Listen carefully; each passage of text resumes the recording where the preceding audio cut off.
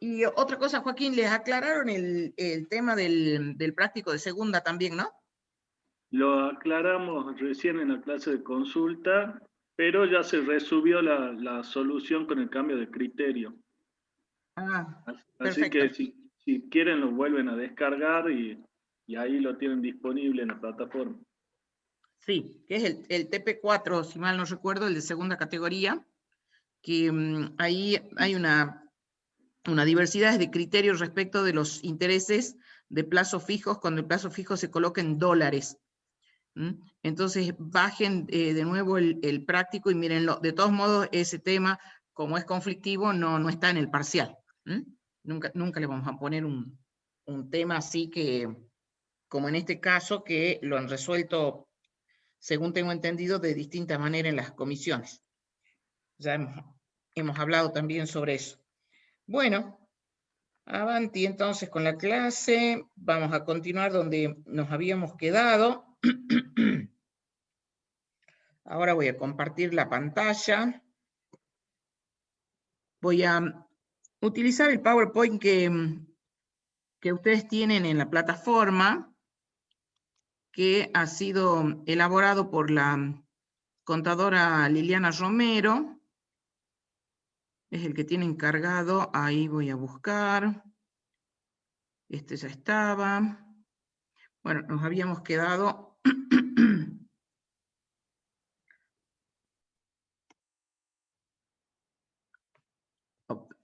Compartir. Compartir pantalla. A ver si es este. Sí. Habíamos quedado en las deducciones especiales de la tercera categoría y el último inciso había sido el F, sobre el cual hicimos unas aclaraciones al final por la intervención de Joaquín, que habían sido muy bienvenidas, y quedamos con cómo se vinculaba este tema con la cuarta categoría. Voy a buscar el artículo respectivo. Si me esperan un segundito. Vamos al artículo. Estamos en el 92.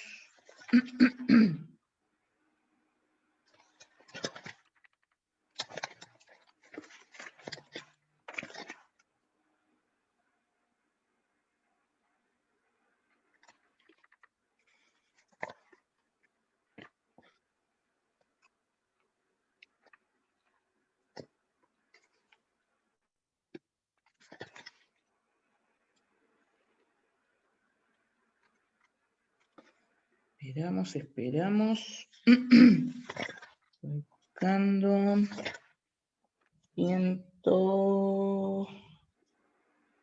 111. Bien.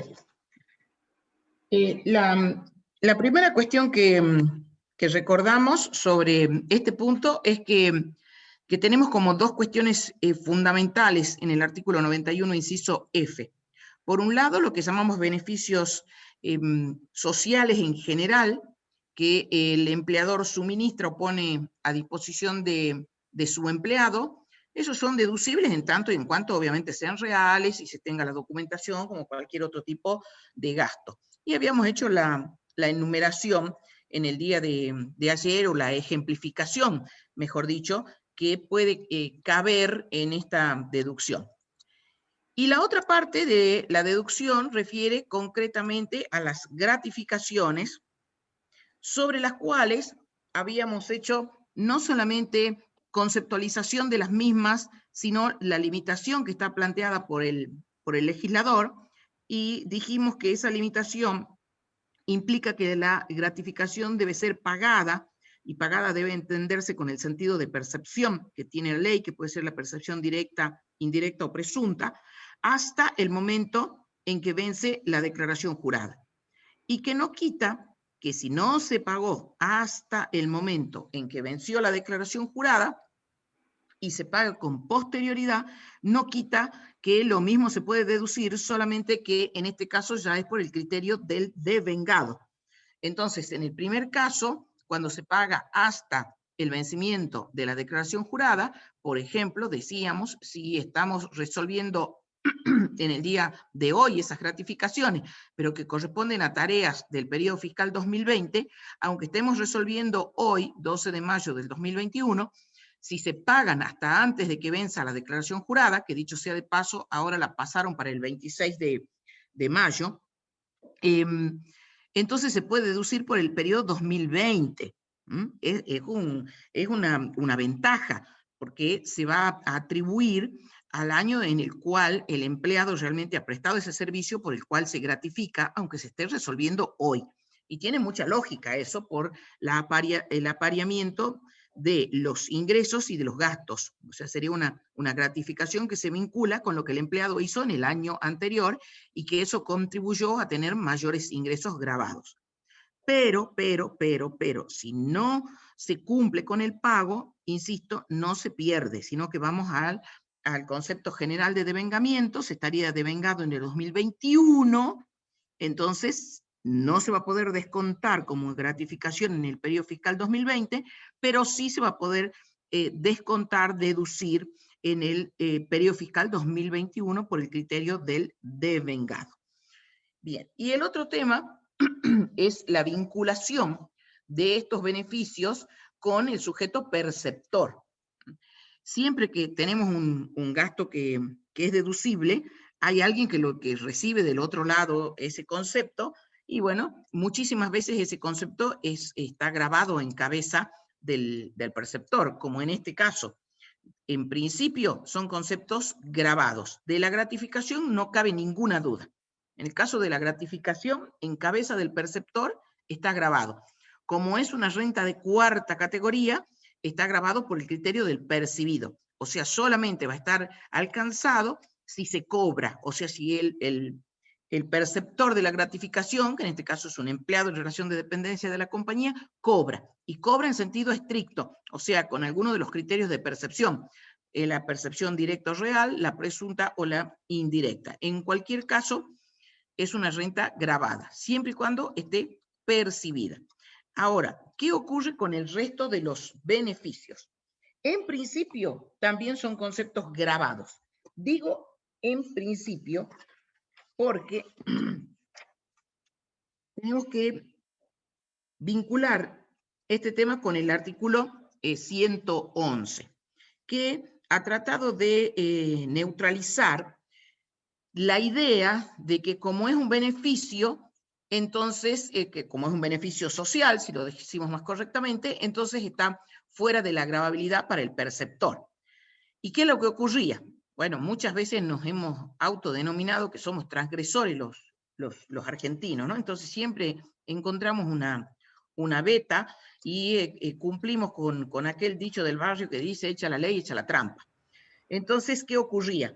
Que las compañías y el mismo Estado, ¿no? Porque el Estado hacía y hace lo mismo, en vez de llamar a las cosas por su nombre, para gambetear, permítame este término futbolero, para gambetear el impuesto a las ganancias, entonces lo que realmente era una remuneración, la disfrazaban y decían importe por mayor tarea temporaria, o pase a una categoría superior en forma temporaria, asunción de responsabilidades en forma temporaria, o algún tema de beneficio como lo que habíamos mencionado en el día de ayer, cualquier tipo de beneficio.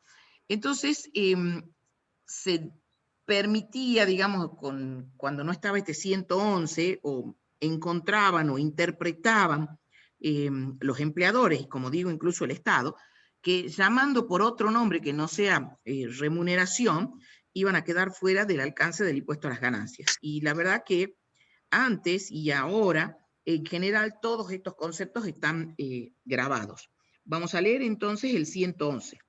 Dice, beneficios sociales a favor de dependientes o empleados alcanzados por el impuesto. Dice el 111. Aclárase que los distintos conceptos que bajo la denominación de beneficios sociales y o vales de combustibles, extensión o autorización de uso de tarjetas de compra y o de crédito, vivienda, viajes de recreo o descanso, pago de gastos de educación del grupo familiar u otros conceptos similares, sean otorgados por el empleador o a través de terceros a favor de sus dependientes o empleados, se encuentran alcanzados por el impuesto a las ganancias, aun cuando los mismos no revistan carácter remuneratorio a los fines de los aportes y contribuciones del Sistema Integrado Previsional Argentino SIPA, o regímenes provinciales o municipales análogos. Exclúyese de las disposiciones del párrafo anterior a la provisión de ropa de trabajo o de cualquier otro elemento vinculado a la indumentaria y al equipamiento del trabajador para uso exclusivo en el lugar de trabajo y al otorgamiento o pago de cursos de capacitación o especialización en la medida que los mismos resulten indispensables para el desempeño o desarrollo de la carrera del empleado o dependiente dentro de la empresa. Entonces, el primer párrafo está redactado por la gravabilidad. En principio, todo está grabado, absolutamente todo lo que recibe el empleado. Y si es en especie, hay que darle un valor. Entonces, por ejemplo, si se le paga el alquiler, es clarito porque tenemos el importe del alquiler. Entonces, ese importe del alquiler pasa a formar parte de la ganancia gravada del empleado. ¿Por qué? Porque es como si tuviera un mayor sueldo, una mayor remuneración. Y al momento de practicarle la retención, el empleador a su empleado, retención del impuesto a las ganancias que le cabe al empleado por renta de cuarta categoría, tiene que totalizar todo, incluido en este ejemplo el alquiler que le paga de su casa habitación. Y lo mismo cualesquiera de los otros conceptos. Y si, por ejemplo, le concede la vivienda, pero no le paga el alquiler, porque, por ejemplo, la vivienda pertenece a la compañía, entonces se debe fijar un valor. Y ese valor va a ser el equivalente a lo que pagaría el empleado por el alquiler de esa vivienda. O sea que hay que cuantificar absolutamente todo lo que se le da en beneficio del empleado. La generalidad es la gravabilidad. Ahora, ¿qué es lo que queda fuera de esa gravabilidad? Lo que tiene que ver con la prestación de servicio por parte del empleado. En ambos casos, en cabeza de la compañía es deducible, tanto lo que acabo de decir para el primer párrafo como lo que voy a decir ahora para el segundo. Es deducible. Todo lo vinculado al primer párrafo es deducible como un beneficio social por el artículo 91, inciso F, que es el que estuvimos analizando. Y lo que voy a decir a continuación es deducible porque son conceptos vinculados, sin ningún tipo de duda, con el giro del negocio o, más genéricamente, con la obtención de la ganancia gravada o con mantener la fuente productora. ¿Qué dice entonces el segundo párrafo? ¿Qué dice? Que queda fuera de la gravabilidad en cabeza del perceptor. O sea, para el perceptor no está gravado. En la siguiente redacción, exclúyese de las disposiciones del párrafo anterior a la provisión de ropa de trabajo. Creo que queda claro. Al empleador, le corresponde darle la ropa de trabajo que necesita el empleado. Es un concepto deducible por el criterio general de deducción y también porque hace el giro del negocio. Por lo tanto, no va a estar grabado en cabeza del perceptor, que sería el empleado. O de cualquier otro elemento vinculado a la indumentaria y al equipamiento del trabajador para uso exclusivo en el lugar de trabajo. Perfecto.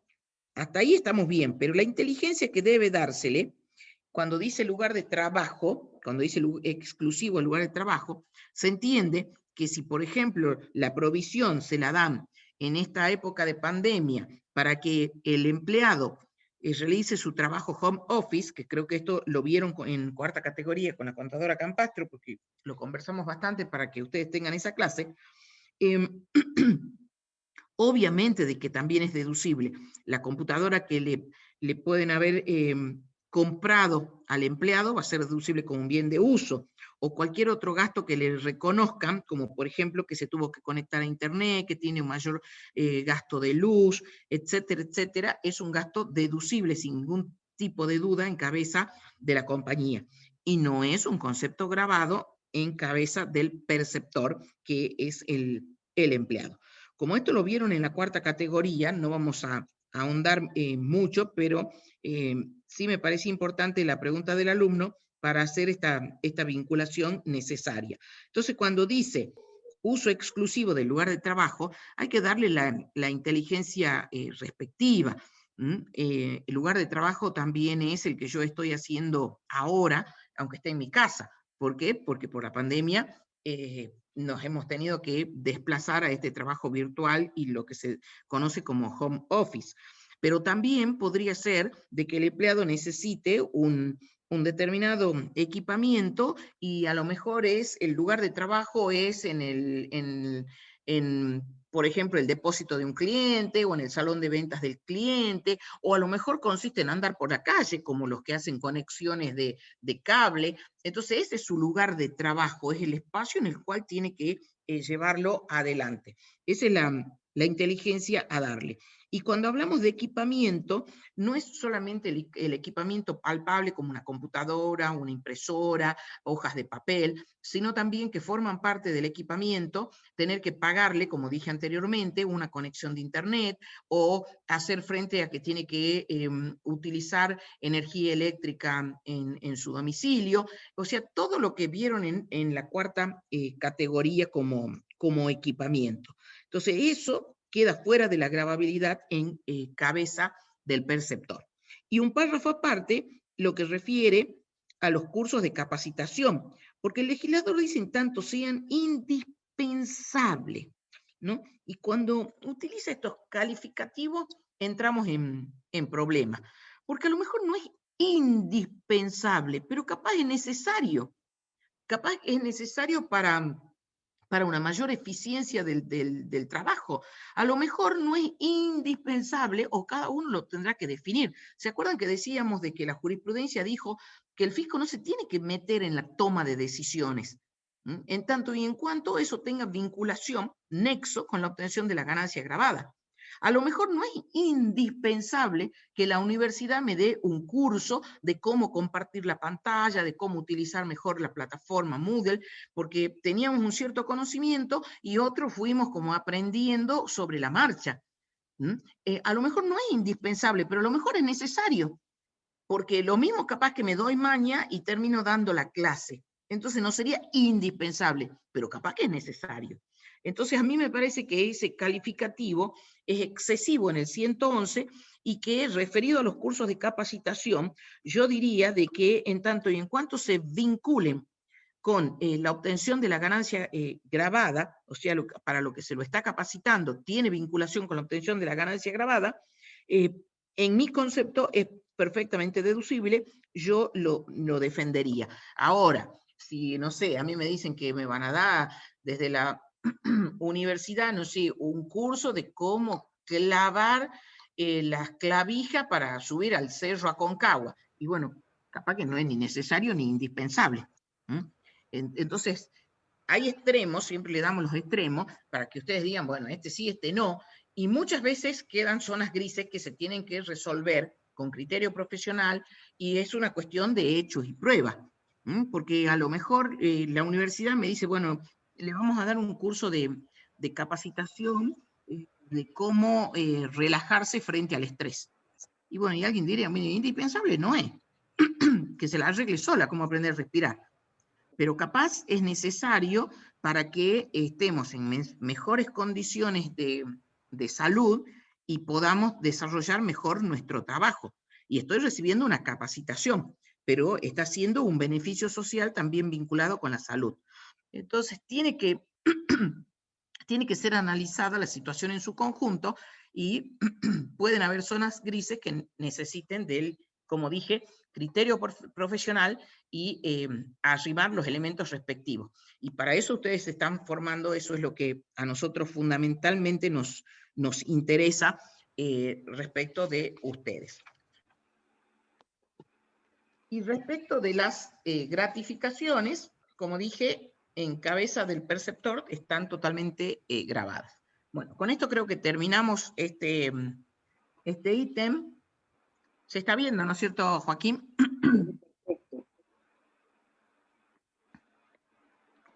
Bien, esto ya lo vimos. Este dijimos que lo pasábamos. Vamos a los gastos de representación. Los gastos de representación que están en el inciso H. Lo voy a poner en modo presentación. Espero que no se tranque. Vamos a sacar este diálogo. Bueno, voy a buscar aguántenme un segundo, voy a buscar el artículo 92 ahora. Artículo 92.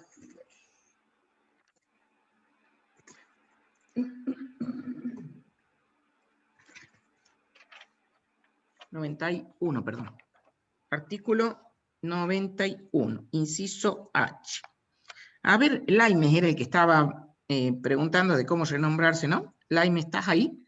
A ver si abrís el micrófono y podés leer el artículo 91 en su inciso F. Artículo 91. De las ganancias de la tercera categoría y con las limitaciones de esta ley, también se podrá deducir. Inciso H. Los gastos de representación efectiva.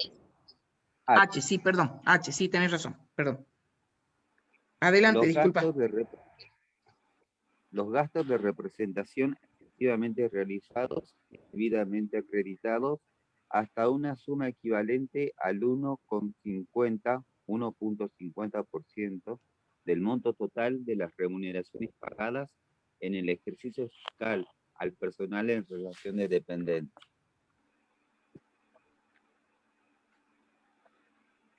Muy bien. Muy bien. Esta es una deducción que tiene dos limitaciones. Una limitación cualitativa y una limitación cuantitativa. Esta última, la cuantitativa, está en la propia ley y refiere el legislador al 1,5% sobre el total de remuneraciones pagadas. Pagadas. Sobre pagado vale todo lo que dijimos la vez anterior, que parecería que esto está más dirigido a una época en la cual los empleadores no eran tan cumplidores con el pago de las remuneraciones. Pero hoy, con todos los controles que hay, realmente el fisco y el Estado en general tiene todos los resortes para hacer este seguimiento y que realmente se cumpla con este objetivo, porque además es lo que corresponde a la relación laboral. Entonces, aquí sí, en este punto van a encontrar que muchas veces en los ejercicios nosotros tomamos las remuneraciones devengadas. Y ustedes me dirán, ¿y yo qué hago en el parcial o en el práctico? Bueno, si le ponemos remuneraciones pagadas como dato y remuneraciones devengadas por otro lado, y bueno, tomen las pagadas. Pero si les diéramos las devengadas, tomen las devengadas, porque se supone que a lo sumo el empleador está debiendo, por ejemplo, si el cierre es diciembre, solamente puede estar debiendo lo que corresponde a las remuneraciones de diciembre. Incluso el aguinaldo tiene obligación el empleador de cancelarlo, creo, no recuerdo mal, hasta el 20 de diciembre. Entonces, este requisito hoy por hoy luce como excesivo y a lo sumo las remuneraciones se están pagando a principios del año que viene. Y decíamos, hay una limitación que es cuantitativa, que tiene por finalidad tratar de neutralizar supuestos excesos en los que pudieran caer los contribuyentes. Pero a nosotros en la actualidad, con todas las facultades que tiene el fisco, amplias facultades de verificación y fiscalización, que ya las tenía de antes, pero que ahora se potencian porque tienen una base de información muy completa. La información con la que cuenta la FIP de cada uno de nosotros es impresionante y puede ser muy bien utilizada, cruzando datos y demás. Parecería que luce desproporcionado tener una limitación. Y, perdón, y la otra limitación es la conceptual, porque un gasto de representación si nos preguntamos qué es un gasto de representación, ¿no? Y a ver, le voy a dar a admitir a Ortiz Condi, a Ariana. Admitir. Uniendo, que se está uniendo hace rato, pero no. Ay, no se puede unir, capaz que tiene mala conexión. Puede ser, ¿no? Sí, debe tener tenue la señal. Ah, puede ser eso. Decía entonces que si nos preguntan qué es un gasto de representación, y un gasto de representación siempre fue aquel que realiza propiamente quien es la expresión física de la compañía, la expresión física humana de la compañía. Entonces, en una sociedad anónima, el presidente del directorio y podrán ser los directores. En una sociedad anónima serán los socios gerentes. En el resto de las sociedades serán los socios administradores. Entonces, para un ente ideal, siempre tiene que haber un ente corpóreo, siempre tiene que haber una persona humana. Entonces, los gastos que realiza esa persona humana, porque es la visibilidad hecho carne y hueso de ese ente ideal, eso es un gasto de representación. Entonces, en representación de la compañía va la inauguración del dique fulanito de tal que va a beneficiar a la compañía con el riego de los campos, por ejemplo. Entonces, todo ese gasto que pueden ser de viaje, puede ser de alguna comida, puede ser propiamente del traslado, puede ser que lleve un regalo para esa inauguración, para quien inaugura, o puede ser la inauguración de algún de colega, de alguna empresa colega, del ramo o de la competencia. Bueno, ese tipo de cuestiones, porque no puede ir el ente ideal, no va a ir Sociedad Anónima fulanita de tal a la representación, a la comida, no, tiene que ir alguien corpóreo. Entonces, ese siempre ha sido el concepto de gasto de representación. Pero el reglamentador, y allí metió unos bocadillos y amplió el concepto, lo cual nos merece una crítica, pero lamentablemente hay alguna jurisprudencia que ha validado que este sea un concepto válido para la representación. Entonces vamos a ver qué dice la contadora Romero, y mientras, a ver, voy a ver acá.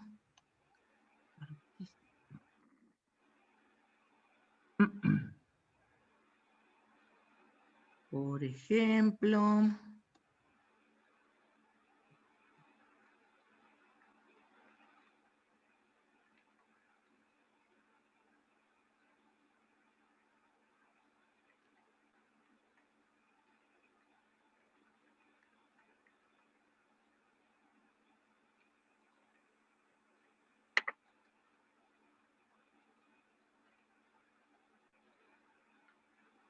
ay, me se habló.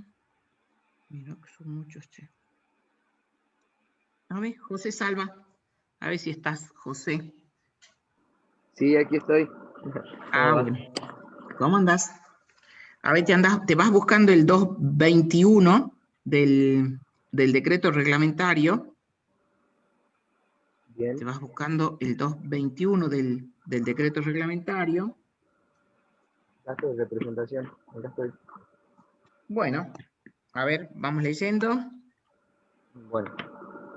A efectos de los dispuestos en el inciso H del artículo 91 de la ley, se entenderá por gasto de representación toda erogación realizada o reembolsada por la empresa que reconozca como finalidad su representación fuera del ámbito de sus oficinas, locales o establecimientos, o en relaciones encaminadas a mantener o mejorar su posición de mercado, incluidas las originadas por viajes, agasajos y obsequios que respondan a esos fines.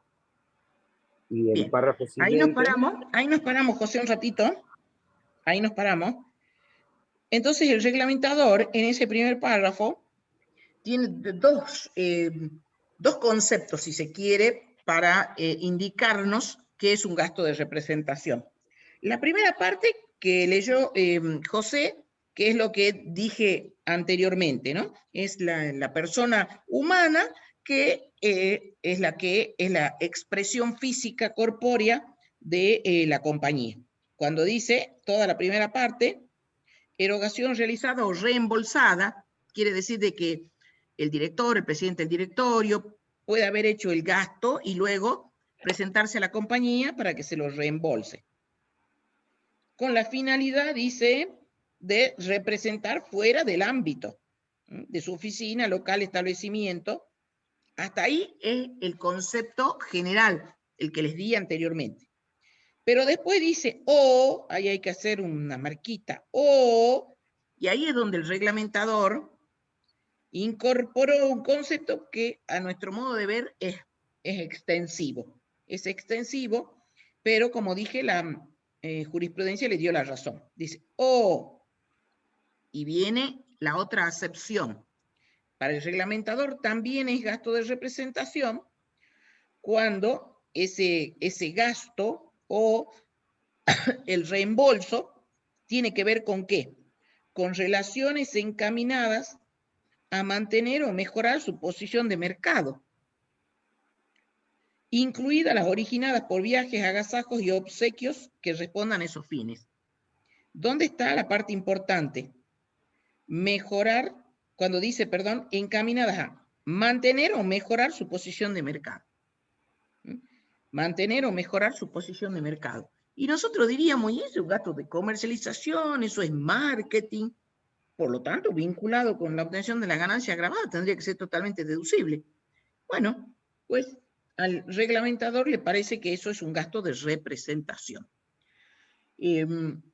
Así que lo tomamos porque está validado por la jurisprudencia, pero si alguien alguna vez quisiera discutir, en buena hora, diciendo, mire, esto tiene que ver con nuestro marketing, con nuestra política de comercialización y no con la representación.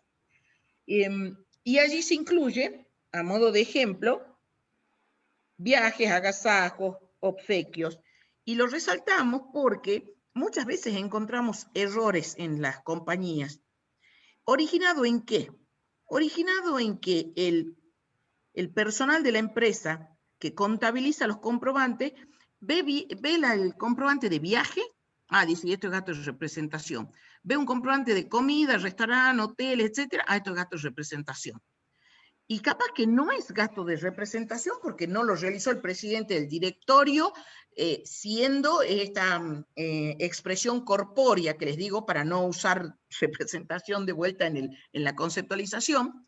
Capaz que no, capaz que es un gerente de administración que viajó para arreglar una cuenta con un cliente o con un proveedor.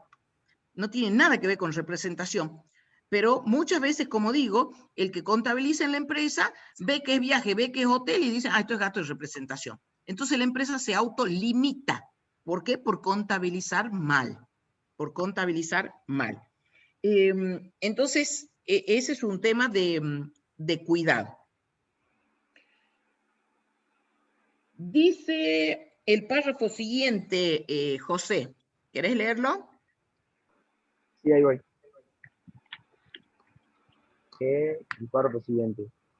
No están comprendidas en el concepto definido en el párrafo anterior los gastos dirigidos a la masa de consumidores potenciales, tales como gastos de propaganda, ni los viáticos y gastos de movilidad que, en las sumas reconocidas por la AFIP, se abonen al personal en virtud de la naturaleza de las tareas que desempeñan o para compensar gastos que su cumplimiento les demanda. Para ahí, ¿no? Sí. Ahí está distinguiendo el reglamentador entre lo que sería un gasto de representación, según lo que dije anteriormente, y lo que sería publicidad y propaganda. Entonces, cuando los conceptos que vimos con anterioridad tienen que ver con llegar a la masa de consumidores en general, queda claro si sale un aviso en la radio o en las redes sociales, queda claro que eso es publicidad. Pero se torna un poquito más gris cuando tenemos estos conceptos que mencionamos anteriormente, gasto de hotelería, de restaurante, y bueno, ¿y cómo distingo que el gerente de comercialización viajó porque está representando a la compañía según los términos del primer párrafo del 221, o porque lo que está buscando es llegar masivamente a los consumidores. Y bueno, y entonces ahí también es una cuestión de hecho y prueba. Hay un caso de jurisprudencia que lo debe mencionar la pantalla, debe estar en algún lado, y si no está acá, lo menciono ahora, que es RedLink, es un fallo del Tribunal Fiscal. Si no estuviera, lo mencionamos. A ver si está RedLink. Está Dante Quinterno. No, no está RedLink, me parece acá.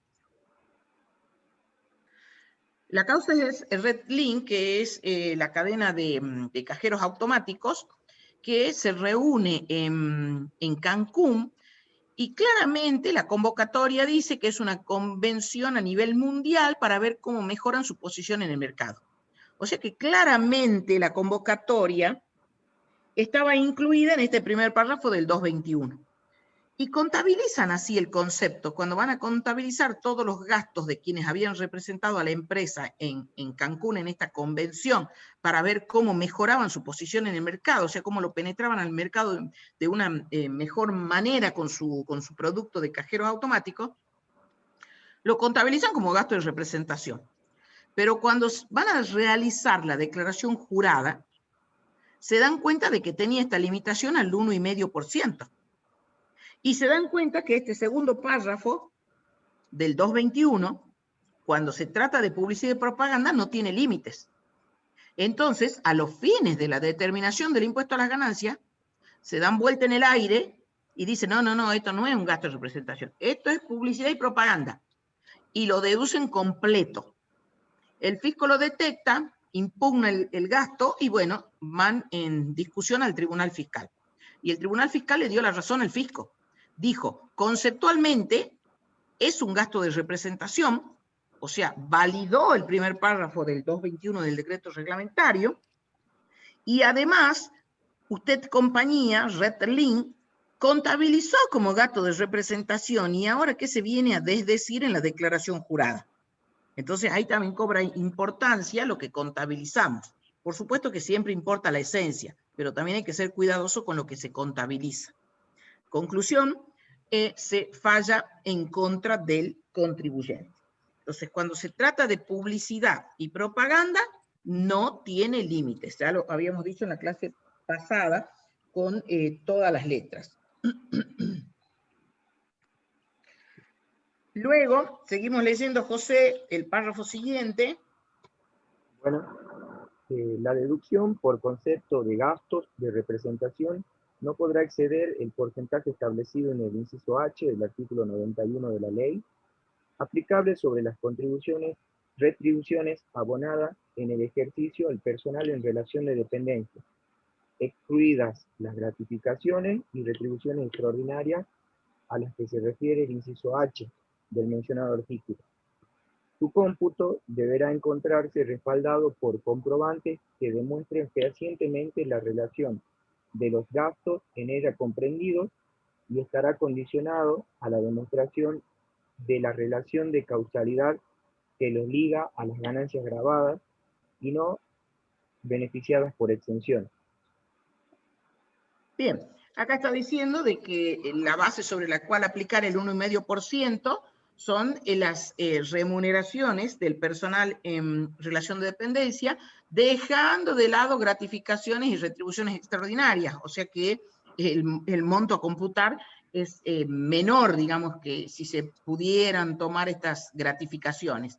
Y bueno, luego, algo que está en el decreto reglamentario, lo que abunda no daña, pero ya sabemos que tenemos que tener respaldo documental. Discúlpenme que tengo un espiral acá y lo acabo de patear. Seguro.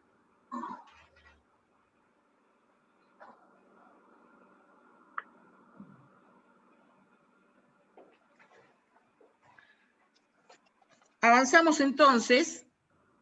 Bueno, los gastos de representación concernientes a viajes solo podrán computarse en la medida en que guarden la relación de causalidad señalada en el párrafo tercero.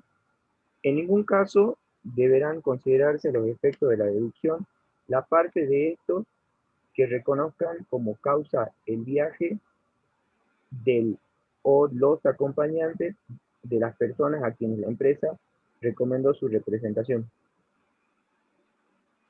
Perfecto. Todo esto ya lo dijimos.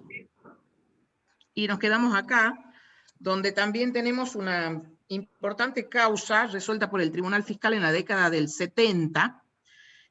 Este párrafo que acaba de leer José no existía. Entonces se genera esta controversia entre, en aquel momento, la DGI y este contribuyente editorial, Dante Quinterno Sociedad Anónima, que es la editorial que tenía, digamos, como propiedad las revistas de Patoruzú, Patorucito, etcétera, que a lo mejor algunos de ustedes las conocen y otros no deben saber ni de qué estoy hablando, pero eran las revistas con las cuales nosotros nos entreteníamos, lo que hoy es el equivalente de que los chicos están todo el tiempo conectados a las redes o haciendo, digamos, alguna actividad de juego virtual. Para nosotros esas revistas eran fundamentales. Bueno, ¿cómo se entabla la controversia? El representante, Dante Quinterno, representante de la editorial, el accionista mayoritario de esta sociedad anónima, viaja a una convención que a todas luces era un gasto de representación, y lo hace acompañado de su esposa. Y la deducción que consideran se debía cargar al balance impositivo incluía todos los gastos de esa compañía que había tenido el señor Dante Quinterno. El fisco le impugna el gasto y el Tribunal Fiscal le da la razón en el convencimiento de que este tipo de eventos no solamente tienen una parte laboral estrictamente, sino también algún evento social. Como dijimos, incluso a veces se estila de llevar regalos y de hacer intercambios de presentes. Por lo tanto, era perfectamente válida la deducción de su acompañante. La DGI, tratando de neutralizar esta jurisprudencia, motiva que el Poder Ejecutivo incorpore este párrafo en el que ahora es el artículo 221, tratando de neutralizar esa jurisprudencia. A nuestro modo de ver, si eso estuviera en la ley, aunque no nos guste y aunque protestemos, bueno, está en la ley y por supuesto de que es más difícil de ir en contra de la limitación, pero estando en el decreto reglamentario y con una jurisprudencia que ha quedado firme a nivel del Tribunal Fiscal, porque el fisco no apeló, nos parece que prevalece el criterio del Tribunal Fiscal. Así que este sí que en la práctica nosotros hacemos caso omiso. Si alguien lo quiere respetar, está en un criterio de prudencia, pero nos parece que es perfectamente defendible con las mismas argumentaciones que en su momento utilizó el Tribunal Fiscal. Y ahí hacemos alguna referencia del doctor Reich, del cual todos hemos estudiado. Y ahora nos adentramos en uno de los incisos más importantes de toda esta temática, como es el inciso I. Vamos entonces de nuevo a la ley, artículo 92, en su inciso I, referido a los honorarios. Una consulta. ¿Sí? Yo no lo he entendido bien al último parte del decreto reglamentario. O sea, ¿está permitido o no está permitido la deducción por parte del acompañante respecto El decreto reglamentario impide la deducción, pero lo que traté de explicar es que es un exceso reglamentario, porque el Tribunal Fiscal ya en la década del 90 dijo de que este tipo de representaciones incluyen un aspecto social en los cuales, o en el cual, digamos, es muy bien visto que el empresario vaya acompañado de la persona, como en este caso era la esposa de Dante Quinterno. Entonces a nosotros nos parece que prevalece la interpretación que dio el Tribunal Fiscal y que no sería válido, que es un exceso reglamentario, ese último párrafo. Y dije que si alguien lo quiere respetar en la práctica, está actuando con un criterio de prudencia. pero que para nosotros prevalece la interpretación del Tribunal Fiscal. Eso En dije. definitiva, el Tribunal Fiscal sí no le impugnó, digamos, la deducción. Bueno, creo que es lo que estoy tratando de decir, ¿no? ¿O no se está entendiendo? No, claro, yo no lo entendía. Por Es eso que no existía ese último párrafo, Carlos, antes del fallo. Dije que el párrafo ha sido incorporado con posterioridad para tratar de neutralizarlo. El fisco incorpora en el decreto reglamentario ese último párrafo para tratar de neutralizarlo. ¿Se entiende ahora? Sí, yo lo que entiendo es que hay que aplicar un criterio de prudencia, como dice ahí el decreto reglamentario. Bueno, si vos querés que hay que aplicar un criterio de prudencia, perfecto, pero estamos tratando de formarle su criterio profesional y por eso es que traemos a colación lo que dijo la jurisprudencia, ¿no?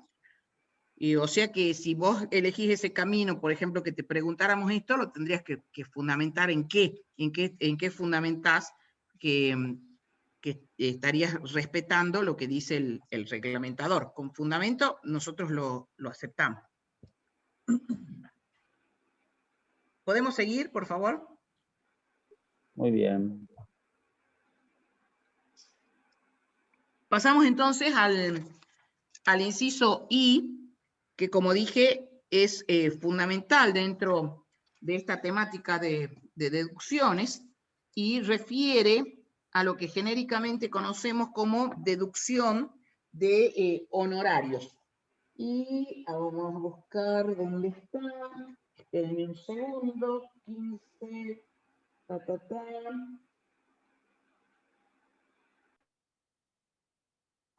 lo tengo.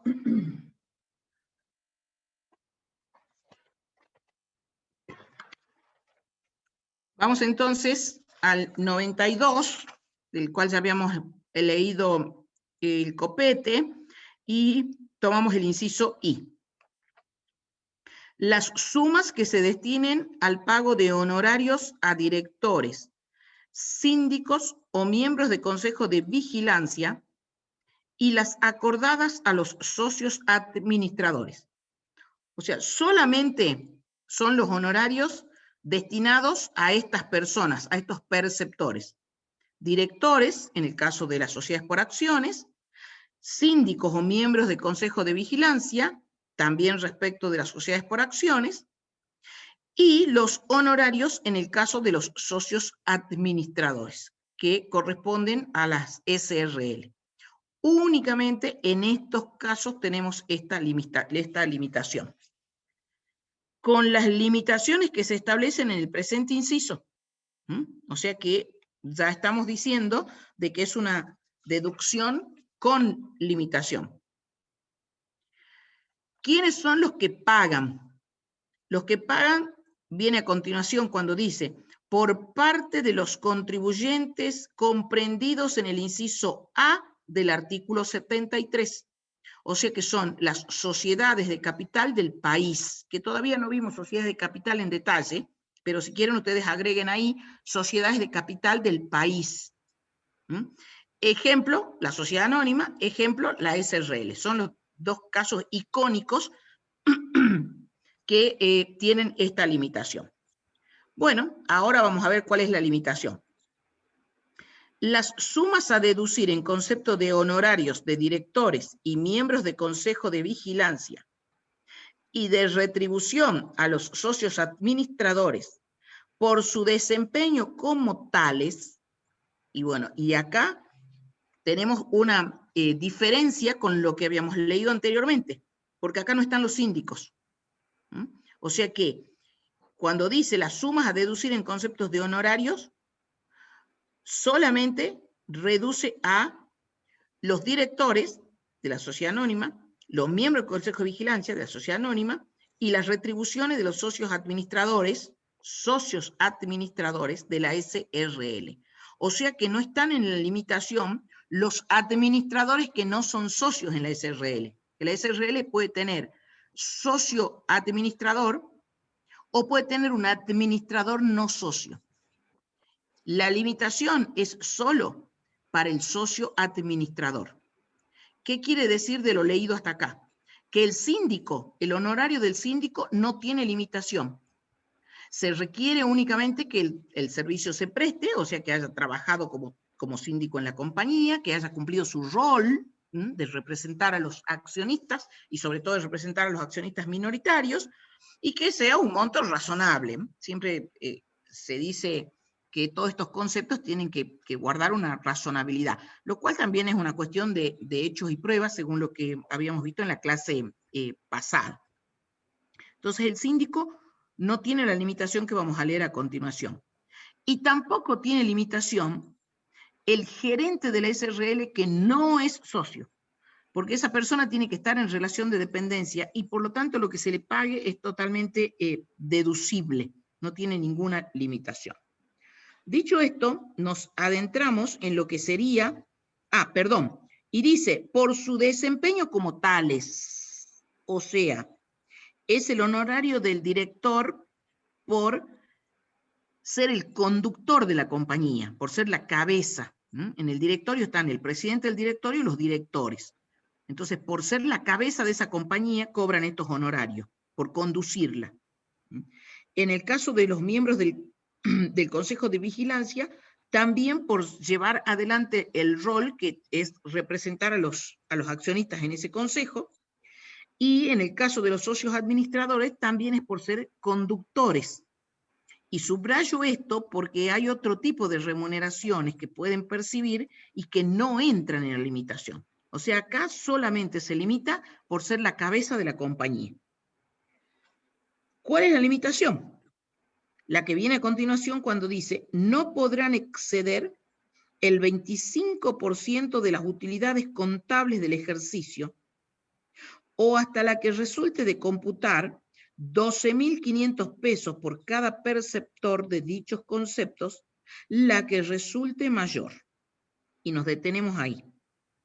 Tiene una limitación cuantitativa. Dice 25% de las utilidades contables del ejercicio. En el decreto reglamentario se aclara que son las utilidades contables finales.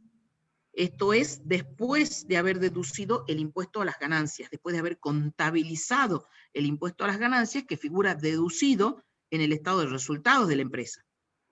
Y hoy, con la aplicación de las normas contables de ajuste por inflación, también aclara el decreto reglamentario que son los estados contables ajustados por inflación. Entonces, como tenemos dos incógnitas, que vienen a ser ¿cuáles? El honorario que estamos tratando de calcular al 25%, y a su vez necesito saber cuánto es la deducción para determinar el impuesto a las ganancias. Entonces tengo dos incógnitas. Como tenemos dos incógnitas, usamos una fórmula, que está un poquito más adelante aquí en las pantallas, la fórmula, y también la van a utilizar en los ejercicios prácticos. Así que sobre las fórmulas no me voy a detener, lo que me interesa es la parte conceptual del tema. Entonces, el 25%, reitero, se calcula sobre la utilidad final del estado contable ajustado por inflación, luego de haber contabilizado y deducido en ese estado de resultado el impuesto a las ganancias del periodo. Ese es uno de los límites. Y el otro es, ese 25%, perdón, es por todos los directores o por todos los socios gerentes, por todos.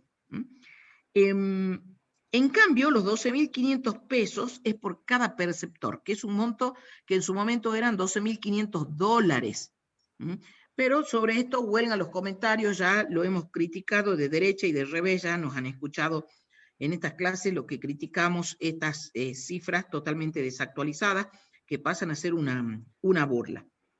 Pero lo cierto es que el legislador ha tenido oportunidad de modificar.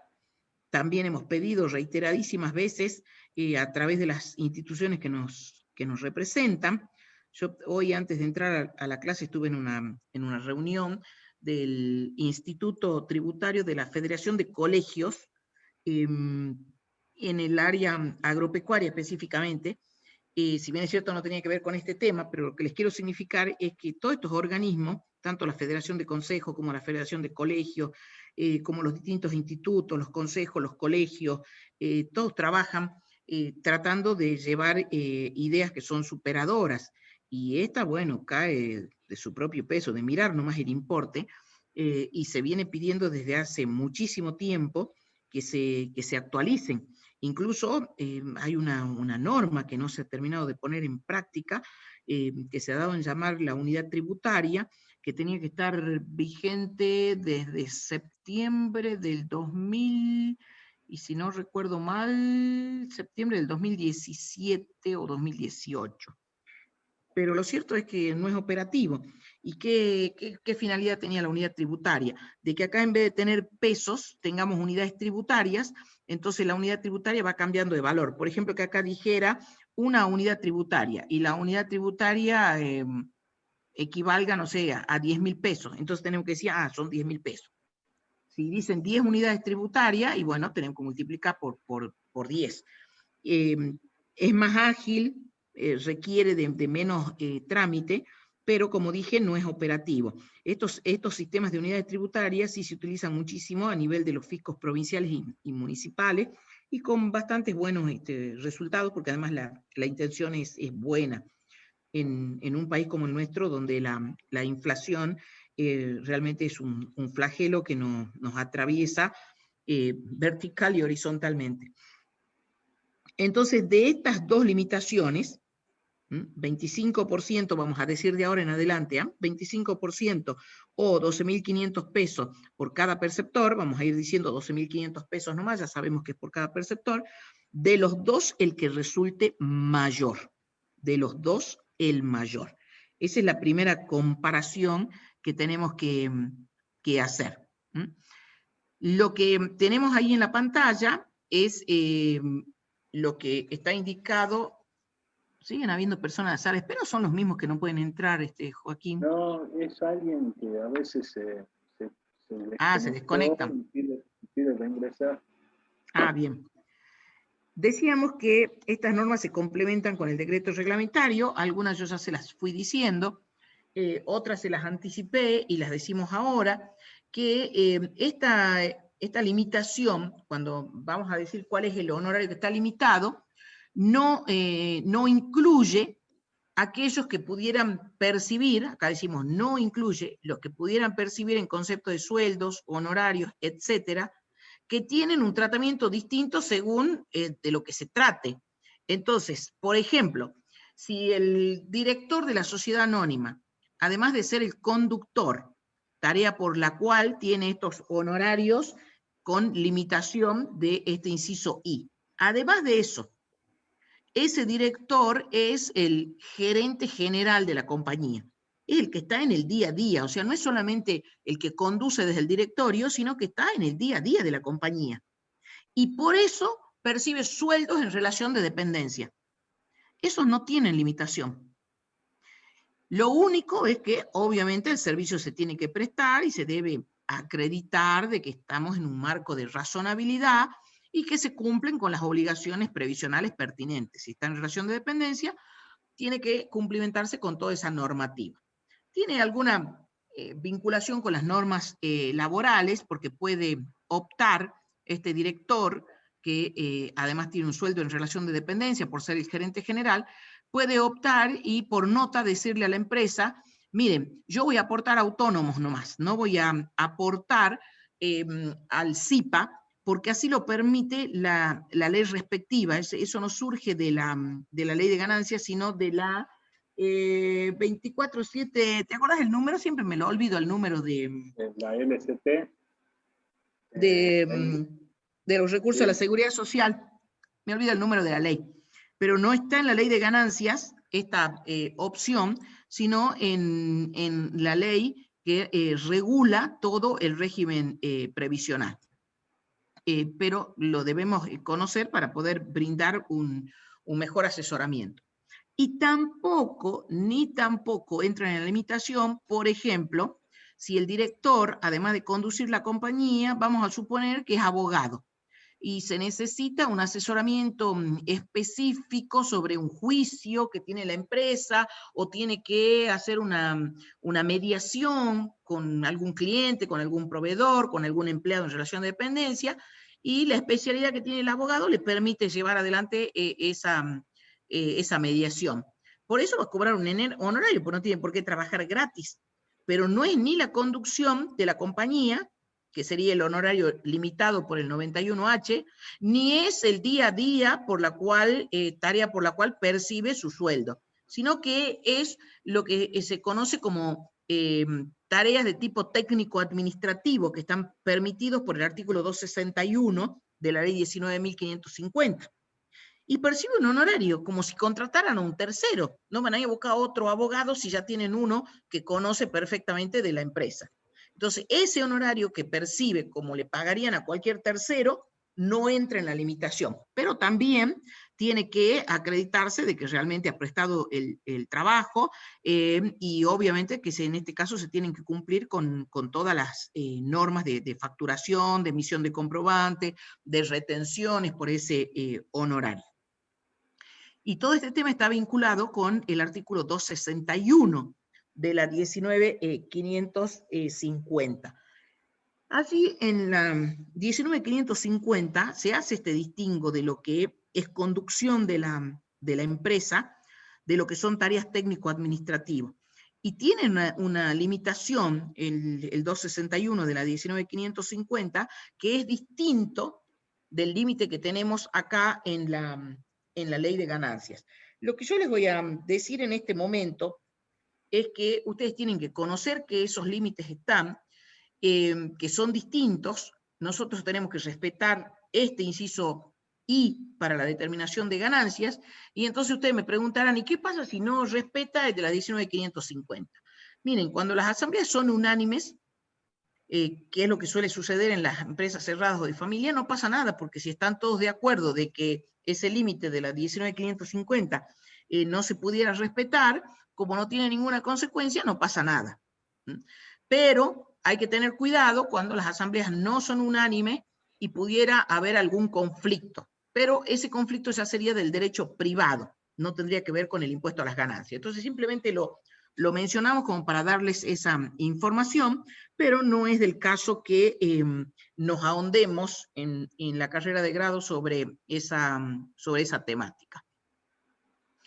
Bueno, ya habíamos dicho que estas son las limitaciones, y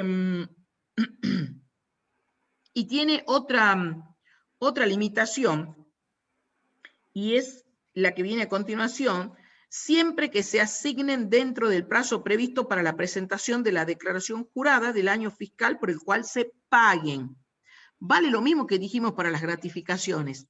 Si nosotros queremos deducir estos honorarios de los directores, tomemos el caso del director de la sociedad anónima, por el periodo fiscal 2020, tenemos que cumplir con este límite, que es asignar dentro del plazo previsto para presentar la declaración jurada. Hasta antes de esa fecha tenemos que hacerlo.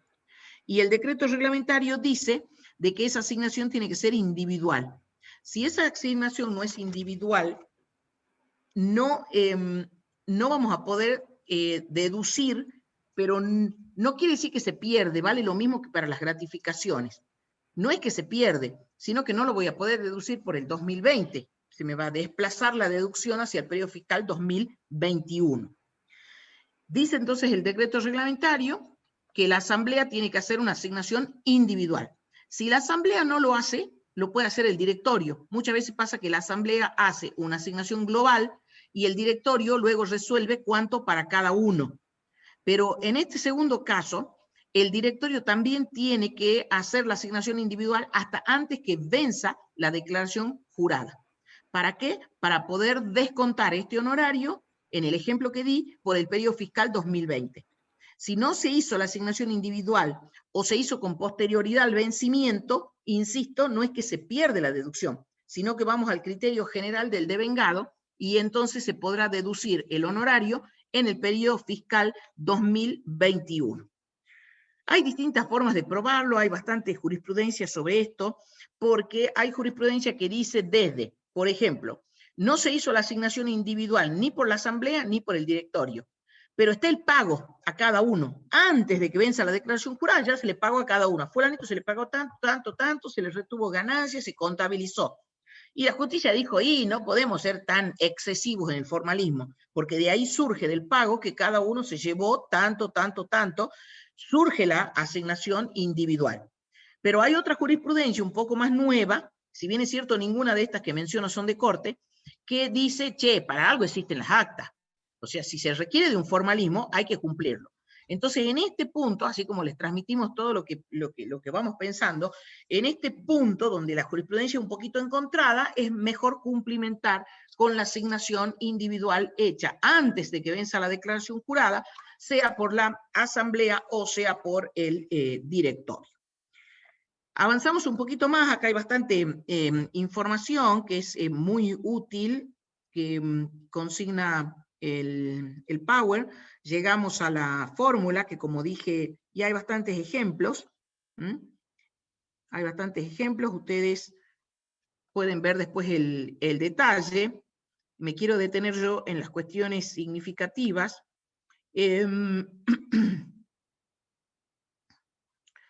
Quedamos en que se asignen antes.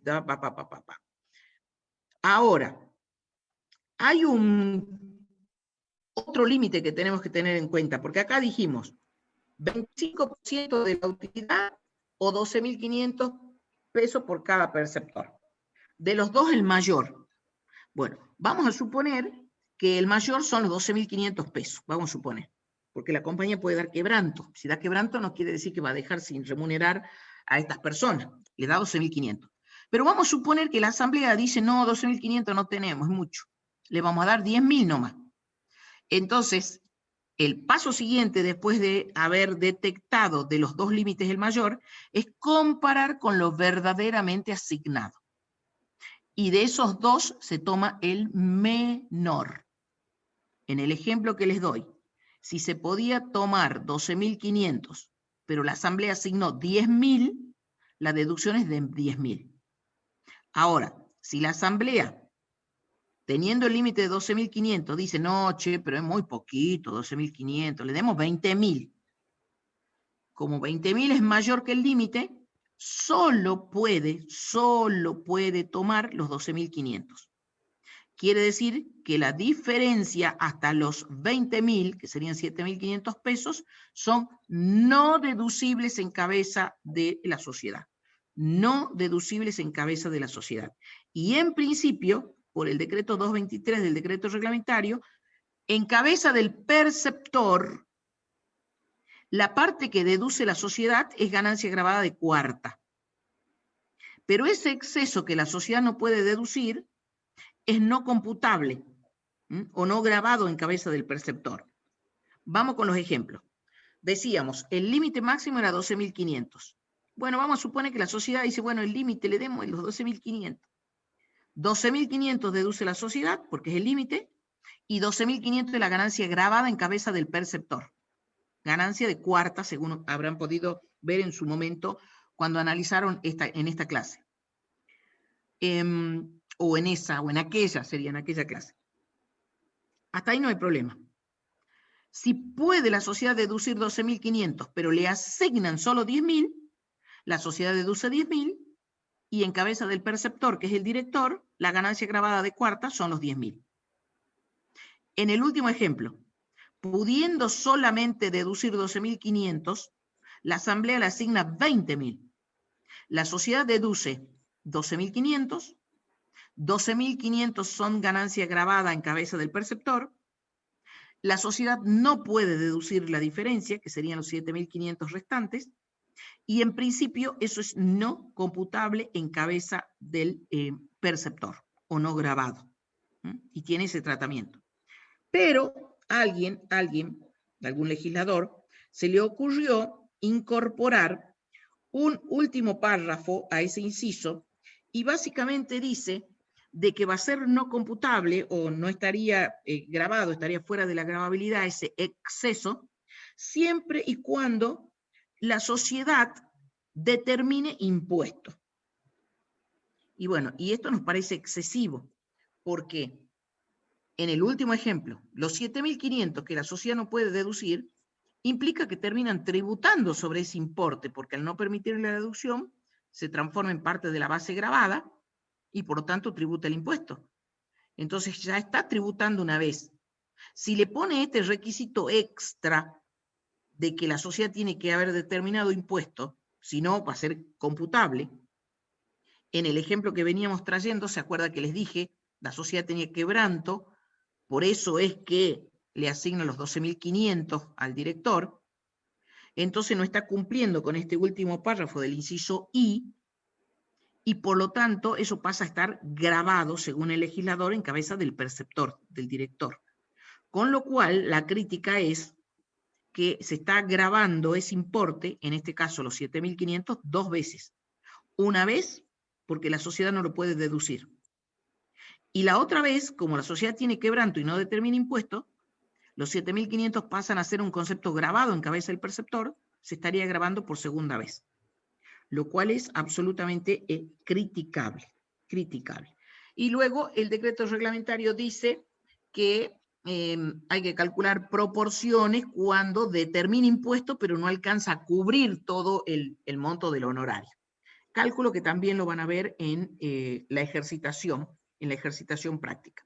Pero absolutamente criticable esta conceptualización. Y con esto me parece que terminamos esta deducción. Debemos tener, bueno, eso que acabo de decir está en esta pantalla, que lo criticamos, y siguen más ejemplos. Acá está lo de la ley de sociedades comerciales que les había mencionado, y con esto terminamos este artículo. Antes de eso, leemos el último párrafo. A ver, alguien que abra el micrófono y lea el último párrafo de lo que sería el artículo 91. Mientras yo busco la otra presentación.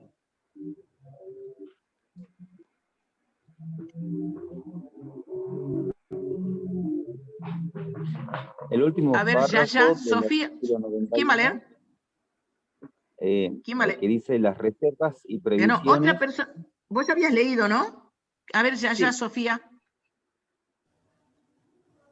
Hola, profe, buenas noches. Hola, nena, ¿cómo estás? Bien. Gracias, Carlos, que vos ya habías leído, gracias. Bueno, a ver, leamos, Sofía. Bueno, las reservas y previsiones que esta ley admite deducir en el balance impositivo quedan sujetas al impuesto en el ejercicio en el que se anulen los riesgos que cubrían, reservas para despidos, etc. Bien, ya dijimos de que lo único que se puede deducir en cuanto a previsiones son las que corresponden a actividades específicas como la de seguro y la que habíamos mencionado de los incobrables. Ahora, si desaparece el riesgo, ¿qué quiere decir? Que desaparece el riesgo que cubre la compañía de seguro o desaparece el incobrable. ¿Por qué desaparece? Porque paga, por ejemplo, o el mal crédito, como habíamos dicho que dice la ley, obviamente de que esa previsión no tiene sentido que exista. Y después vamos a ver en el artículo siguiente, en el 92, que las reservas nunca son deducibles. O sea que dentro de esta temática del 91, deben entenderse las reservas que constituyen las compañías de seguro como las reservas matemáticas. A eso está refiriendo. Entonces, reservas matemáticas o previsiones que constituyen las compañías de seguro o las de malos créditos, si el riesgo desaparece, y bueno, hay que anular la previsión. Eso está queriendo indicar. Entonces ahora vamos a ir a analizar los aspectos más importantes del artículo 92, donde tenemos las que denominamos deducciones no admitidas. También usamos un PowerPoint de la contadora Liliana Romero, que ustedes lo tienen disponible, estamos compartiendo, me imagino, y vamos a ver las cuestiones más importantes. Me parece muy bien esta primera pantalla que elaboró Liliana, cuando hace hincapié en las causas por las cuales el legislador no admite determinadas deducciones. En algún caso dice son causas precautorias, y allí es que pone topes para evitar algunas acciones elusivas. Dice maniobras tiene más que ver con delitos, y el delito siempre está prohibido, pero tiende a que el contribuyente no cometa excesos. Entonces los gastos de automóviles, como vamos a ver, tienen una limitación, el sueldo del cónyuge del pariente tiene una limitación, los honorarios directores, todas están fundamentadas estas limitaciones en posibles excesos que podría cometer el contribuyente. Entonces ahí nosotros decimos, y bueno, utilice su facultad de verificación y fiscalización, porque a veces termina perjudicando a quien en verdad ha incurrido, no tiene ningún interés de no pagar el impuesto. Y los gastos son reales, tienen que ver con la obtención de la ganancia gravada, y sin embargo tienen estas limitaciones. En otros casos son causas aclaratorias, como por ejemplo en el artículo 92, en su inciso A, cuando dice que los gastos personales o de sustento del contribuyente no son deducibles. Y tiene razón, porque para eso, en este caso tiene razón el contribuyente, pero lo que abunda no daña, porque para eso tiene la deducción del mínimo no imponible de las cargas de familia. Y después podrían haber otras causas, como por ejemplo las operaciones ilícitas, que si el resultado es positivo está agravado, pero no se admiten las pérdidas de las operaciones ilícitas. Bueno, estas son algunas causas, podrán haber otras.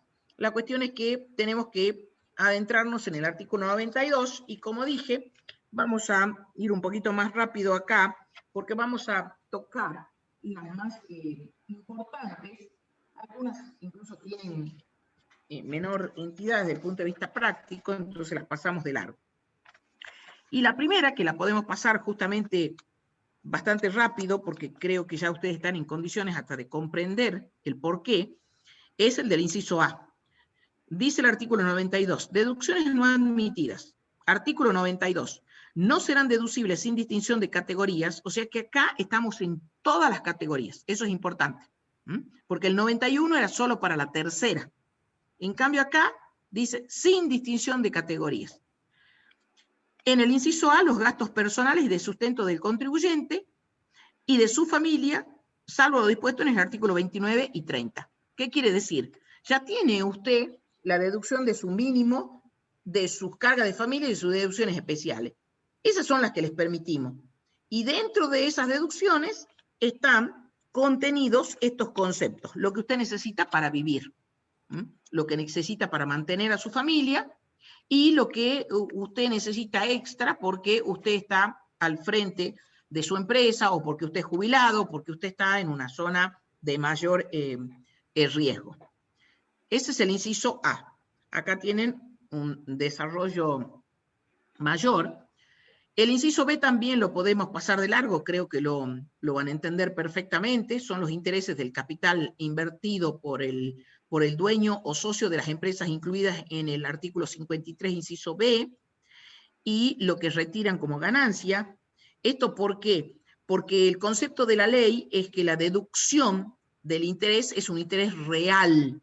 O sea, hay intereses presuntos, pero cuando la renta es positiva, o sea, un interés presunto como ganancia gravada, pero no se permite un interés como interés que obtendría quien pone el capital por ese capital que invierte. O sea, un interés en sentido negativo presunto no se admite en función de este inciso. Y obviamente tampoco las sumas que se retiran. ¿Para quién vale esta norma? Para el empresario unipersonal, por eso dice dueño, o para las sociedades de personas, que son las sociedades que están en el artículo 53, incisos B y D. Estamos refiriéndonos a esos dos incisos. Por ejemplo, el de una sociedad simple, porque la sociedad simple no tributa en su propia cabeza, sino que le informa y distribuye las utilidades en sus socios. Entonces, las sumas que retiran no son deducibles, sino que se les grava directamente la ganancia que les corresponde en función de su participación. En el inciso C, acá sí tenemos una una posibilidad de deducción a pesar de que estén las deducciones no admitidas, porque dice, la remuneración o sueldo del cónyuge no es deducible. Tampoco es deducible la del pariente del contribuyente. Ahora, en lo que sigue después del punto seguido, se permite la deducción en determinados casos. O sea, en principio la norma general es que la remuneración o sueldo del cónyuge o de pariente del contribuyente es no deducible, porque está dentro de este artículo de deducciones no admitidas. Pero se puede deducir ¿cuándo? Cuando se demuestre una efectiva prestación de servicios, se admitirá deducir la remuneración abonada en la parte que no exceda a la retribución que usualmente se pague a terceros por la prestación de tales servicios, no pudiendo exceder a la abonada al empleado no pariente de mayor categoría, salvo disposición en contrario de la AFIP. Entonces quiere decir, pero sí va a ser deducible cuando realmente prestan el servicio y la remuneración es una remuneración razonable y le pone un límite, le pone comparar con el resto de los empleados. Entonces, por ejemplo, al cónyuge que trabaja en la empresa, que esto es muy usual en las empresas unipersonales, porque no sería del caso aplicar esto en una sociedad de capital, ¿no? Pero sí, por ejemplo, en un médico, que es un sujeto de cuarta categoría, la esposa puede ser su secretaria, sus hijos pueden también asistirlo como haciendo tareas de secretaría o tareas administrativas. Ustedes deben haber visto muchos casos de eso, o las empresas unipersonales, donde no solamente trabaja el contribuyente, sino que trabaja toda la familia. Entonces, allí sí se puede descontar esa remuneración, siempre y cuando el servicio se preste, porque hay alguna jurisprudencia donde no se demostró que los hijos trabajaban. Y entonces el fisco le dijo que no correspondía y la Corte validó lo dicho por el fisco. Es un fallo muy viejo que debe estar allí en alguna de las pantallas. Tenemos un parámetro que es el empleado no pariente de mayor jerarquía, o sea, no se podría pagar más que eso. Pero también, ¿qué pasa cuando no tenemos ningún empleado en relación de dependencia? Entonces hay que buscar algún parámetro de un tercero, que se pagaría a un tercero, y vuelta de nuevo, es una cuestión de hecho y prueba. Entonces, a lo mejor en el drugstore de la esquina, todos son parientes, y bueno, no le voy a pagar 5 millones por mes, porque se destruye fácilmente ese monto. Pero no sé si se le paga 40.000, 50.000, 60.000, 70.000 por mes, y capaz que es defendible, aun cuando no tengamos ningún parámetro. Algunos dicen, bueno, utilicemos, por ejemplo, si es el drugstore de la esquina o la despensa de la esquina, y bueno, le cabe el convenio de los empleos de comercio, y bueno, apliquemos qué le pagaríamos al que esté en la caja, cuánto le pagaríamos al que esté en el depósito, cuánto le pagaríamos a la esposa que hace las tareas administrativas. Y son parámetros que pensamos son perfectamente defendibles. Lo cierto es que también esto hace a la planificación y al asesoramiento que nosotros tratamos de que ustedes siempre tengan a mano para este tipo de contribuyentes, que son los que nosotros tenemos con mayor, digamos, frecuencia. Tenemos acá el inciso siguiente, que es el D, el impuesto de esta ley, o sea, el impuesto de esta ley, y cualquier impuesto sobre terrenos baldíos y campos que no se exploten. El impuesto de esta ley, bueno, ustedes dirán, ¿por qué se impide? Bueno, porque al legislador se le ocurrió que no se puede deducir el propio impuesto. Si no estuviera este impedimento, lo tendríamos que deducir, porque obviamente que tiene vinculación con la obtención de la ganancia gravada. Pero está el impedimento, nos guste o no, es no deducible. Y también lo vinculado a los campos baldíos o que no se exploten, y también allí hay alguna jurisprudencia que en algunos casos entendió que no entra dentro de esta limitación cuando, por ejemplo, el campo está en alquiler o está en arrendamiento, porque eso no quiere decir que no se exploten, porque sí está generando una ganancia gravada. Y una aclaración que me viene bien acá, que esté en la pantalla, que está en el decreto reglamentario, y cuando la ley dice el impuesto de esta ley, se refiere al impuesto que corresponde al propio contribuyente. Pero si el contribuyente se hace cargo del impuesto a las ganancias de otro, y eso tiene vinculación con la obtención de la ganancia gravada, ese impuesto que se hace cargo de otro y que se vincula con la ganancia gravada es deducible. Ejemplo, en muchas compañías, la compañía se hace cargo del impuesto a las ganancias de algunos empleados o de todos los empleados. Entonces allí hay que hacer un cálculo que se denomina por grossing up, que quiere decir acrecentar, porque parte de la remuneración sería el impuesto a las ganancias. Si la compañía se hace cargo del 35% que pudiera corresponderme de impuesto a las ganancias, porque es un personal jerárquico que gana un muy buen sueldo, bueno, esa parte que se hace cargo es parte de su remuneración. Entonces hay una fórmula por la cual se calcula cuál es la base esta con el acrecentamiento o el grossing up. Y también se utiliza muchísimo con los beneficiarios del exterior. Todos los que vienen a trabajar del exterior normalmente pactan su nuevo honorario y dicen libre de impuestos. ¿Qué quiere decir? Que el que lo contrata desde el país se tiene que hacer cargo de pagar todos los impuestos. Y también ese cálculo se hace con grossing up o acrecentamiento. Entonces, para hacer un cálculo muy rápido, supongamos que el honorario del que viene a trabajar del exterior es 100 pesos y que el impuesto es 35. Debiera el sujeto del país retenerle los 35 pesos sobre los 100, ¿no es cierto? Y pagarle 65. Pero el que contrata del exterior le dice, no, libre de impuesto, a mí dame los 100, libre de impuesto. Quiere decir que 100 más el impuesto, lo digamos rápidamente, no es exacto lo que voy a decir, pero es para que entiendan. Le agrego el impuesto, los 35 pesos se los agrego, y entonces el impuesto se calcula sobre 135, que como ven va a dar más de 35, por eso es que necesitamos una fórmula para que nos dé exacto con ese acrecentamiento.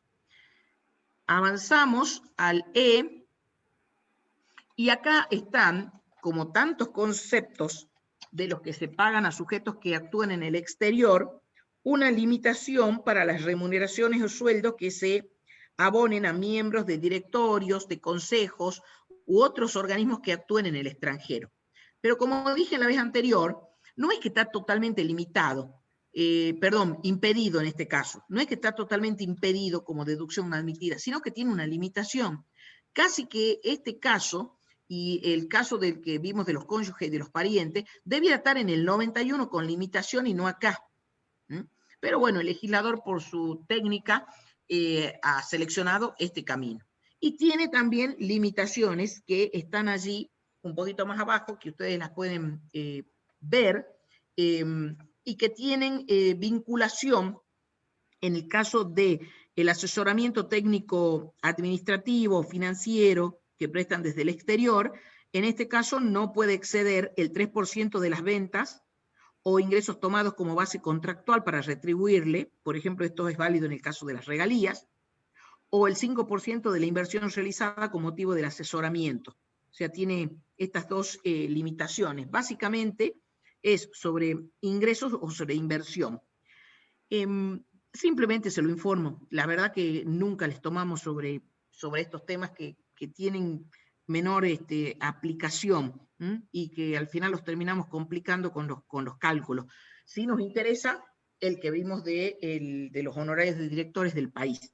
Yo sé que esto es simplemente informativo. En el caso de los directores que actúan en el exterior, tiene una limitación similar a la de la Ley de Sociedades Comerciales. ¿En qué sentido?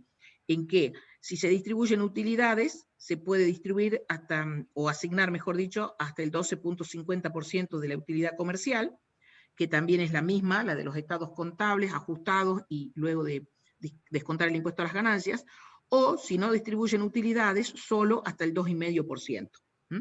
Así que ahí están las limitaciones. La fundamentación es de que el porcentaje es más alto cuando este director actuó de manera tal que no solamente va a percibir el honorario, sino que está generando dividendos para quienes han invertido en esa compañía. Ahora, si el director no genera utilidades y no se distribuyen dividendos, o se generan utilidades pero no se distribuyen dividendos porque se reinvierte la utilidad, entonces ahí el reglamentador le dice, bueno, no, en este caso usted solamente el 2,5%. Entonces también es un incentivo para el director de generar utilidades y de distribuir dividendos, que es lo que está buscando el accionista, para que él también tenga una porción mayor. Así que tiene ahí un incentivo que es válido. En el inciso F, cambio la hojita. En el inciso, perdón que acá una hoja que no es.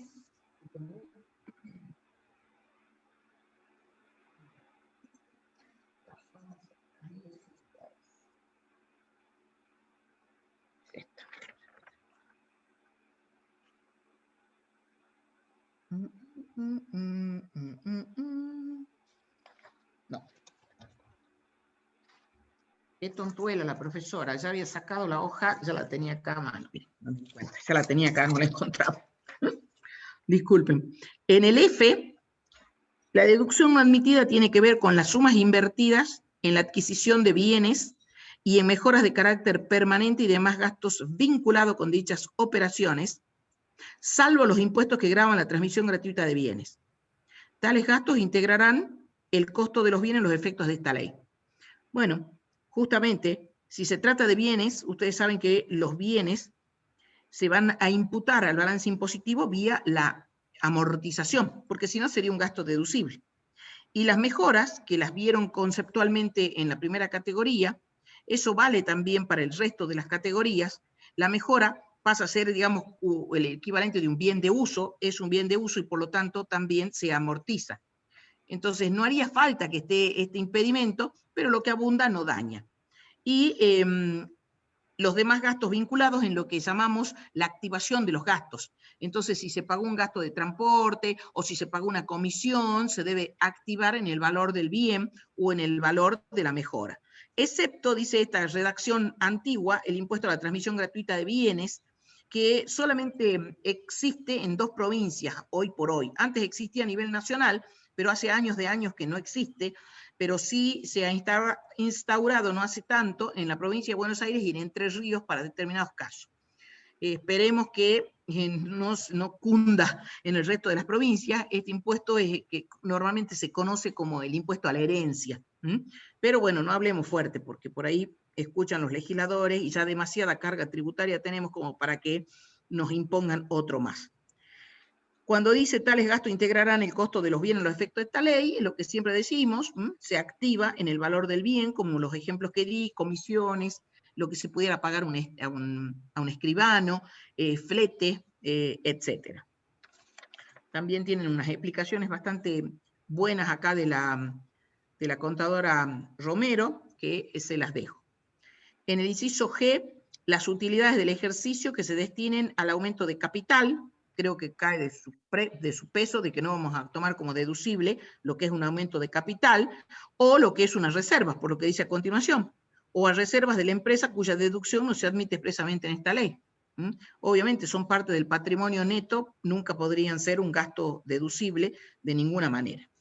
En el inciso H está la amortización de llave, marcas y activos similares.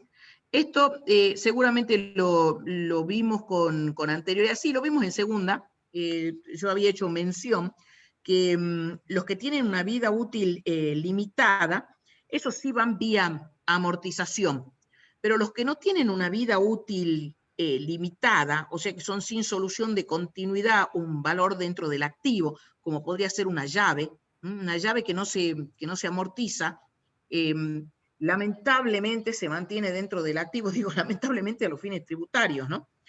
No se va a amortizar ni de ninguna manera se va a poder cargar en el balance impositivo. En el inciso I, las donaciones no comprendidas en el 85, que se acuerdan que en el 85 están las deducciones que llamamos generales, y la deducción allí tiene una limitación, tanto cuantitativa como una serie de cumplimientos de requisitos formales, y también una limitación en cuanto a los destinatarios, de quienes son los perceptores de la donación. Si no entra dentro del 85, no son admitidas como deducción. Eso dice este inciso I. Dice en el inciso I, las donaciones no comprendidas en el 85, inciso C, las prestaciones de alimentos, se cae de su propio peso porque si el contribuyente tiene que cumplir con alimentos destinados a sus hijos o destinados a sus padres, no son deducibles y serán deducibles vía las cargas de familias permitidas, como serían los hijos, y ya no están permitidos el resto de los parientes, salvo esta última reforma que creo que también la vieron, donde se admiten a los convivientes. Ni cualquier otro acto de liberalidad en dinero o en especie. Acá el género es la liberalidad. O sea, usted haga lo que quiera con su dinero, pero si no tiene vinculación con la obtención de la ganancia agravada o no es una deducción expresamente admitida, como por ejemplo el mínimo no imponible o la deducción por carga de familia, es una liberalidad. Y la liberalidad no está admitida como deducción, porque si no, de esta manera, el contribuyente podría manejar su base imponible. En el inciso J, las pérdidas generadas por o vinculadas con operaciones ilícitas, esto ya lo habíamos mencionado, comprendiendo las erogaciones vinculadas con la comisión del delito de cohecho. Esta es una incorporación de la ley 27430, el cohecho, que son los sobornos, lo que se conoce con el nombre de coimas, y está muy bien, ya estaba incluido antes, en la forma que estaba redactado, pero lo que abunda no daña, está mejor que lo diga expresamente. Esto último incluso dice, en el caso de funcionarios públicos extranjeros, en transacciones económicas internacionales. Está muy bien que esté perfectamente previsto. En el caso del inciso K, los beneficios que deben separar las sociedades para constituir el fondo de reserva legal, esto es en cumplimiento de la 19.550, también está muy bien que así lo diga, y quiero llegar al inciso I, que es una deducción absolutamente criticable, una deducción no admitida criticable, porque tiene vinculación con los automóviles. Para la definición de automóviles tenemos que ir a la ley de tránsito, de todos modos está puesta un poquito más adelante, y el legislador hace de cuenta que el automóvil, el auto, no en general los automotores, porque un camión es un automotor, pero un automóvil es, por ejemplo, un auto Clio. La limitación es solamente para los automóviles. El legislador hace de cuenta que nos costó 20.000 pesos y solamente podemos amortizar sobre 20.000 pesos. Y también nos limita los gastos de mantenimiento a 7.200 pesos o 7.800, 7.200, ¿no? Es tan chiquito el monto. 7.200. 7.200 pesos. Imagínense que cargar nomás el tanque, creo que debe estar como en 4.000, 5.000 pesos hasta de un auto pequeño. Por año, 7.200 por año. Absolutamente criticable. También lo van a ver en la práctica. La crítica fundamental que a mí me interesa dejar sentada es que cuando el legislador comete este atropello, esta burla, en definitiva nos está alcanzando por esta vía de una limitación excesiva y falto de razón, nos está alcanzando la capacidad contributiva en forma, digamos, en exceso, valga la redundancia de los términos, y por lo tanto no sería una capacidad contributiva real, porque me está grabando lo que no existe. Está grabando una renta que no existe, porque está considerando que el automóvil costó 20.000 pesos. Tienen, la verdad, todo acá para leer, me parece que es relativamente accesible. Sí me interesa el último párrafo, cuando hay una excepción. En el último párrafo, la excepción es que no van a tener limitaciones los automóviles que constituyan una explotación como objeto principal de la actividad gravada. Y da ejemplos el legislador. Dice, por ejemplo, si el auto es para alquilar, si es un taxi, si es un remis, si es un viajante de comercio que solamente puede prestar su servicio, que es una particular relación de dependencia, si tiene automóvil, porque se le exige al viajante de comercio que tenga automóvil y que sea nuevo, bueno, en ese caso no cabe la limitación y está perfecto que así sea. El problema se generó cuando el legislador puso en ese último párrafo de este inciso L, que es el L, similares. Pero yo se las voy a hacer corta. la jurisprudencia interpretó que ese similar es similar a viajante de comercio. Y no hay otra figura similar al viajante de comercio. O sea que en definitiva la jurisprudencia nos limitó ese similar. Es como que no existe. Porque nosotros pensamos de que podría entrar, por ejemplo, una compañía que necesita, que fue un caso de jurisprudencia, para controlar los alambrados que rodean un country. Tiene que hacer seguridad. ¿Y qué va a ir en una camioneta? Y puede ser que sí, pero es más barato tener un auto pequeño. Entonces el auto pequeño recorría todo el circuito, el límite del country, y era una labor vinculada con la actividad principal. Y sin embargo le dijeron, no, porque es automóvil. Entonces, cómprese una camioneta si quiere deducir, o algo que no sea automóvil, o vaya a pie. O sea, parecería que es absolutamente contrario a la capacidad contributiva y a la razón que busca la Constitución. Les dejo ahí la jurisprudencia, que es muy rica, pero que básicamente se puede reducir en lo que les acabo de explicar.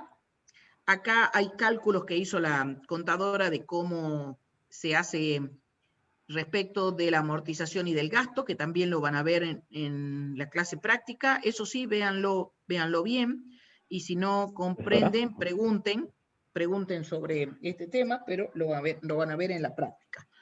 Y vuelve sobre el tema de los intangibles, en este caso las retribuciones por la explotación. O sea, no es la marca, por ejemplo, que tiene vida limitada, entonces la amortizo. Y si no tiene vida limitada, no la puedo amortizar porque es un activo sin solución de continuidad. Pero en general las marcas tienen un tope. Acá es la retribución por usar. La retribución por usar la marca perteneciente a sujetos del exterior, entonces tiene una limitación. Ustedes saben de que ya les dije muchas veces que todo lo que tiene que ver con el exterior tiene como una mirada más severa. Entonces va a ser deducible, en este caso según el decreto reglamentario, el 80% de las retribuciones que se abonen por la explotación de estas marcas o patentes. ¿A quiénes? A sujetos del exterior. ¿Y qué no es deducible? El 20% restante. Y creo que nos quedaría el tema que había criticado en el día de ayer, y a esto quería llegar para terminar, y este es el artículo 227, donde dice el 227 del decreto reglamentario que los contribuyentes no podrán deducir del conjunto de entradas las sumas pagadas por cuenta propia en concepto de multas, costas causídicas o intereses punitorios. Y luego, aclaro un poquito más adelante, derivadas de obligaciones fiscales. Y ya dijimos en el día de ayer que nadie comete una infracción para después poder descontar la multa del impuesto a las ganancias. En realidad es parte del riesgo empresario. Entonces a nosotros nos parece que tendrían que ser perfectamente deducibles. Sin embargo, está en el decreto reglamentario. La verdad que acá sí, por este criterio de prudencia, nosotros acatamos, porque todavía no encontramos una jurisprudencia que sea contundente, que diga lo contrario, y nos gustaría que alguna vez alguien lo discuta. En cambio, sí son deducibles los intereses resarcitorios, que están acá, los intereses resarcitorios del artículo 37 de la 11C83 son perfectamente deducibles. Entonces, ¿qué no se deducen? Multas, costas causídicas, que son ocasionadas con motivo de juicios, o intereses punitorios, en tanto en cuanto se deriven de obligaciones fiscales. Y ahí también le hacemos algún relato sobre algún tipo de antecedentes, tanto administrativos como judiciales. Y el decreto reglamentario, lo voy a buscar un segundito a ese artículo ya para terminar, 15 y 16, pongo las hojitas, y me voy buscando el 227, el decreto reglamentario, 227, acá.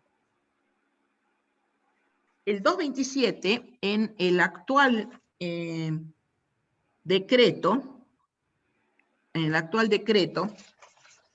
además de lo que acabamos de leer, tiene un parrafito agregado al final que dice, tampoco son deducibles las multas, sanciones.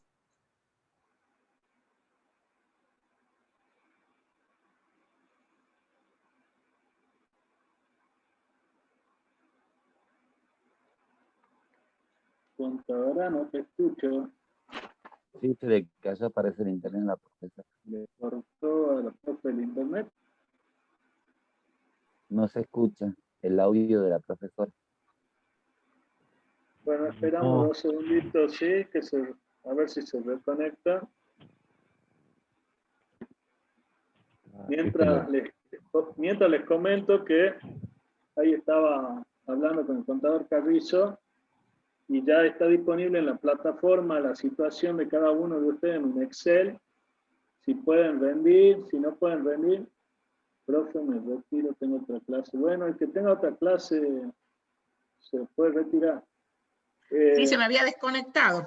Perdón, Cinda, justo estaba avisándoles hasta que volviste, ¿Sí?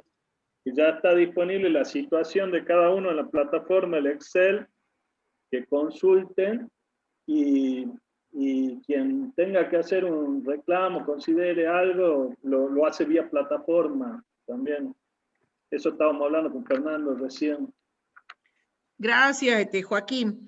Y terminamos la clase con este último párrafo, que justo se me cortó la conexión, y el reglamentador impide también las multas y sanciones administrativas y disciplinarias, por ejemplo, que aplique la UIF, que aplique el Banco Central, la Comisión Nacional de Valores, tanto a las empresas por ellos controlados, como por ejemplo los bancos, o que le aplique a sus directores.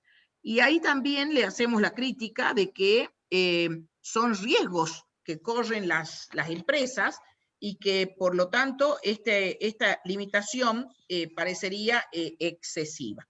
Con esto terminamos y para no pasarnos de la hora, si ustedes tienen dudas o preguntas que les pueden haber quedado, el PowerPoint está disponible y sí les digo por favor que en este caso lo hagamos a través del foro de consulta, si les hubiera quedado alguna cuestión.